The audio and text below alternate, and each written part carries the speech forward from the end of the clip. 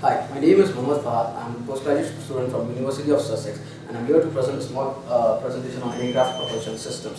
So basically, the gas turbine plant that was initialized and it was very advanced technology during the 20th century. It was used to generate electricity by using water as a working fluid. But the problem with that system is that it utilizes steam generating systems which are very heavy and bulky. So in order to remove this system, workaround process was utilized where the hot gases can be used to run the turbine in order to generate the given output.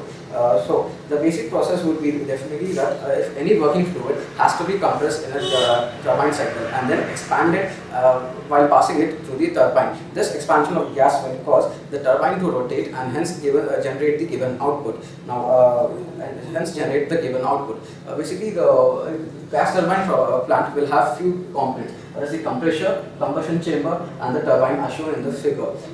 Here, what happens is the compressor and the turbine as shown in the figure will have some losses in practical sense. So, the input that is getting into the compressor would be more as compared to the output given by the turbine, and hence in order to compensate this loss, maybe a combustion chamber can be provided. The fuel can be injected into the system in order to increase the energy, but the amount of fuel that can be added to the per mass flow also is limited. It basically depends upon the component efficiency and the stresses on the turbine plates that are running. So hence this basic concept of gas turbine plant was more had taken place more interest in aviation industry, for especially in military cases in the initial stages of military where the aircraft required to travel at higher speeds. But the problem over here was that the engines were pretty on short lives.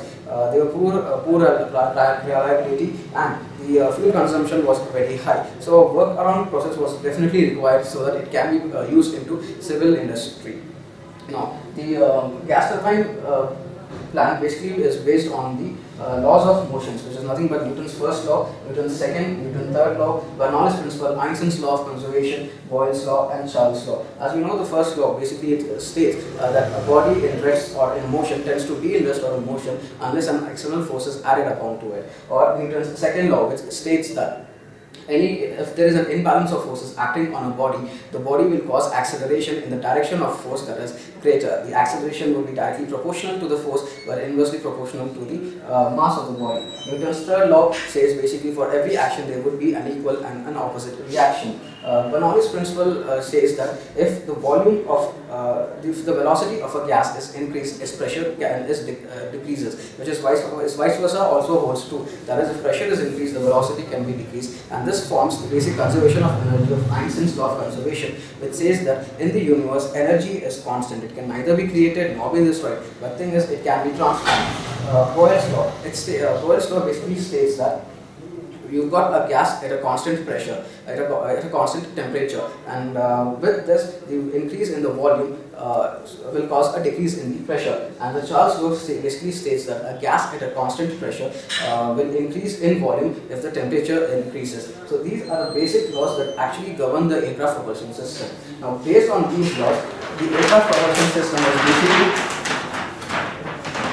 created for something known as the Venturi tube, which is a basic application of the aircraft propulsion system. Now, if you consider this Venturi tube here, we've got the inlet, we've got the throat, and we've got the diffuser. So, if you consider a fluid or a working fluid such as an air passing through a constant cross-sectional area, that is considered in this case to be the inlet. At this point, the flow is basically constant. At any given point of time or any given place, the mass flow would be the same as compared to any other places. What happens is, in this case, the pressure and the temperature will be very high, whereas the velocity would be less. So if the fluid had to be passed through a cross-sectional area which decreases, suppose this half of this part of the throat, here in order to maintain the same amount of mass flow rate, the velocity of the fluid has to be increased, whereas there is a decretion of which is nothing but the Bernoulli's principle, and because of increase in velocity it has to give up some energy, that is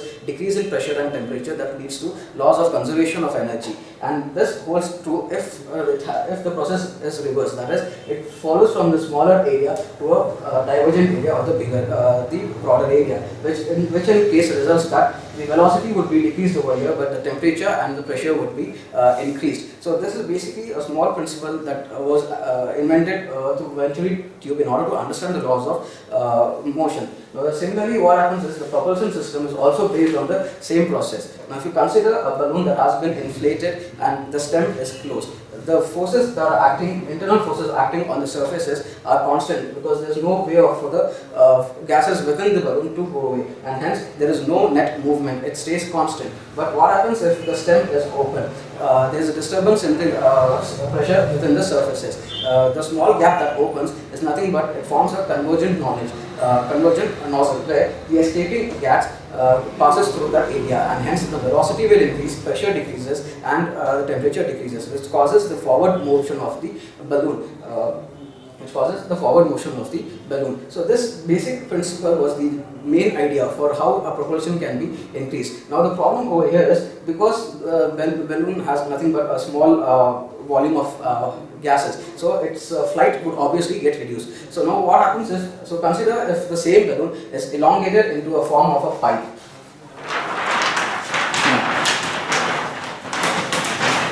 If that balloon was elongated in case of as a pipe, and the starting part of the balloon was filled with a compressor, which would have a number of rows such that it absorbs the air from the surrounding system. Now this would cause the compressor to move, but there should be some external source as well in order to generate the compressor, in order to rotate the compressor. Now the next part comes, what happens to the fuel passing through the compressor? With high pressure and high temperature, the velocity is nil. In order to make sure that the loss at the energy losses at the turbine can be compensated, a fuel injector can also be provided, and hence the expansion will take furthermore, and hence if this expanded gas would come in contact with another set of fans, which is nothing but the turbine, here the temperature and pressure which further increase, and finally it can be sent out through the nozzle, where it is designed in such a way that the velocity increases but the temperature and pressure decrease, and this would cause the forward movement of the balloon, or in this case a turbojet system.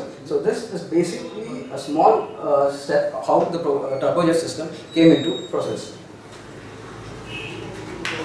Now, for the analysis part of turbojet, let us do a bit of analysis in terms of gas turbine analysis. Now, with multi-stage compressors, cooling systems, heating chambers, there are a lot of availabilities, lot of variables where the gas turbine systems can be used. Basically, let's divide them into two groups: shaft power cycles and aircraft propulsion cycles. The difference between these two is basically that in aircraft propulsion system you've got movement of the object, whereas in shaft is just the generation of either electricity or any other power source.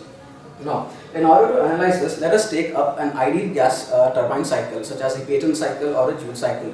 For ideal conditions, let us consider the compression and expansion to be reversible and adiabatic, that is isentropic. We've got the change in kinetic energy from the inlet and the outlet could be negligible. There is no pressure loss between the heating chambers or the cooling systems. And the fluid that is taken is perfect gas, and it has constant specific heat, and also the mass flow rate is constant in such case. For such a given criteria systems,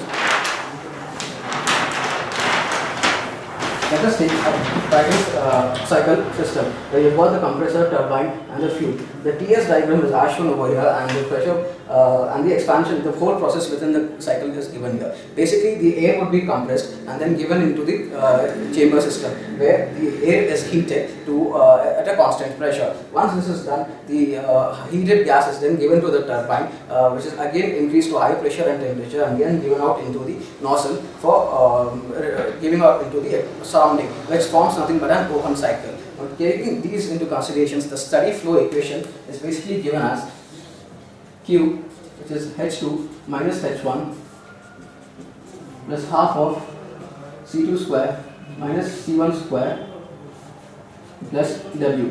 Q and W are basically heat and the work done per unit mass flow. Now, using this equation and taking this graph into consideration, we have the work and energy can be found out. Work for for the adiabatic process can be given as H2 minus H1 Cp of T2 minus T1, and for heat between Q3 and Cp of T3 minus T2, whereas for work for 3 and 4 can be given as H3 T minus 4, Cp of T3 minus T4, where Cp is basically your specific heat at constant pressure, T3 is your T is basically your temperature, and H would be your specific enthalpy. Now, with these equations given into consideration, the total efficiency of the cycle can also be obtained, which is given by the net work output, that is Cp of T3 minus T4 minus Cp of T2 minus T1 divided by the heat supply, which is nothing but Cp of T3 minus T2. So this basically is nothing but the efficiency. Now the efficiency can also be written in terms of R, which is nothing but the pressure ratio. R is the pressure ratio given as P2 minus P1, and T2 by T1 can also be given as R of gamma minus 1 by gamma. R is basically a pressure ratio. These equations indicate that the efficiency also depends upon the pressure ratio and the nature of the available gases. So this is just a general idea of the analysis on how the gas turbine analysis can be done, and this forms the basic step of analysis in the propulsion system. Now coming to the criteria performance of the propulsion system, as stated earlier, that basically the compressor takes the surrounding air, expands the air, and then gives it to turbine, which further increases and given to a nozzle, where the velocity increases and given to the output to the surroundings, and this causes the forward motion of the turbojet. So this forward motion is nothing but the thrust. So thrust is basically a mechanical force generated by the acceleration of gas and hence it is based on Newton's third law, as suggests every action has an equal and opposite reaction. Now with Newton's second law of Newton's second law, we can say the force can be defined as change in momentum of an object with respect to change in respect to time. So the moment equation is given by F, which is equal to mv2 into mv1 by T2 minus T1, where m is nothing but your mass, v is your velocity, and t is your given time limit. Now if we consider mass to be constant and acceleration to vary with respect to time, we've got force which can be given as mass into a, which is nothing but the acceleration. So mass basically is considered to be constant in terms of solid, but what happens if it is a fluid? This term, if it is considered to be fluid, then mass flow rate, that is m dot, comes into consideration. With m dot into consideration, the flow equation can actually be written as F, which is equal to m dot VE minus m dot V out, where ME is basically the exit velocity and V out is nothing but the free stream velocity. So this equation holds good only if the exit pressure, that is PE, and the free stream pressure P out are negligible or are the same. So in case if there is a net change in those two pressures, the actual equation or the thrust equation in general can be given as F is equal to m dot VE minus m dot VO by PE minus PO and into AE, where AE is nothing but the throat area or the exit area.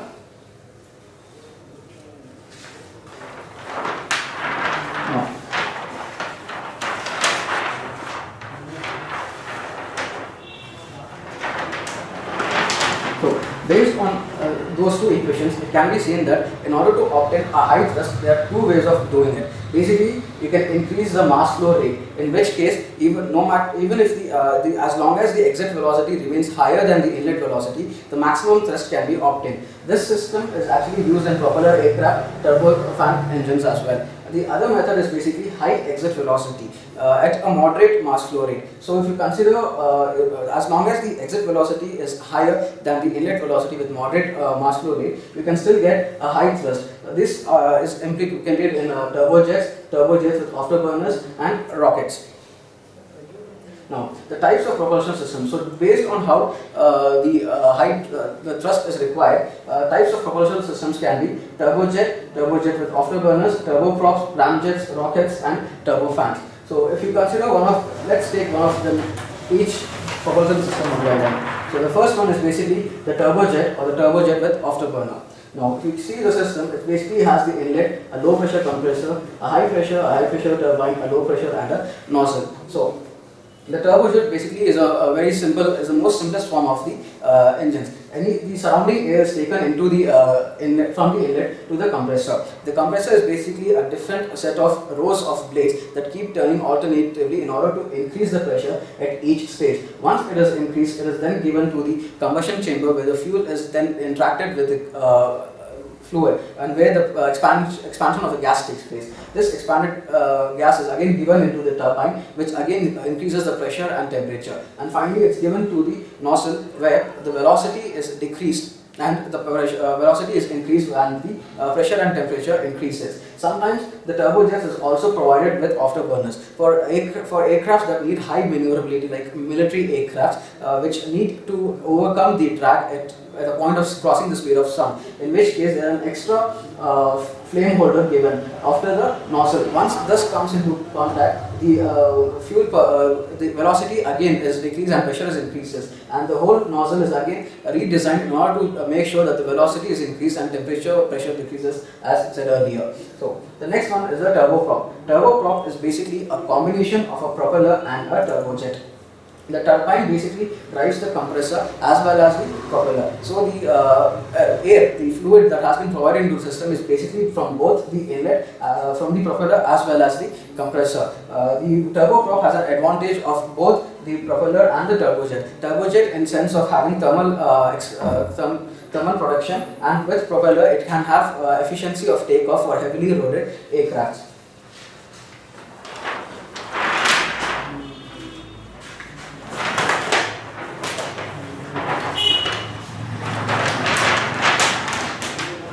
The next one, considering for ramjet, basically when the flight has to travel at supersonic or a hypersonic speed, ramjet comes into picture. Ramjet basically uses the force of the aircraft itself in order to intake the air of the surroundings. The air coming into the inlet is then, the pressure is increased by the diffuser. Once this is done, it is passed on to the fuel injectors, where the fuel is mixed with the incoming air. Once this is done, the expanded heat is coming across the flame holder. The flame holder basically stabilizes any flame that has been created due to this combustion. Once after this section, the heated gas is with higher pressure and high temperature is given through the nozzle, and the same process repeats, that the thrust is increased as when the velocity increases. Now, next comes the rockets. So basically, the rockets have different combination, different set process as compared to the other ones. Here, these are the engines that are that work in vacuum space, where air-breathing engines cannot work.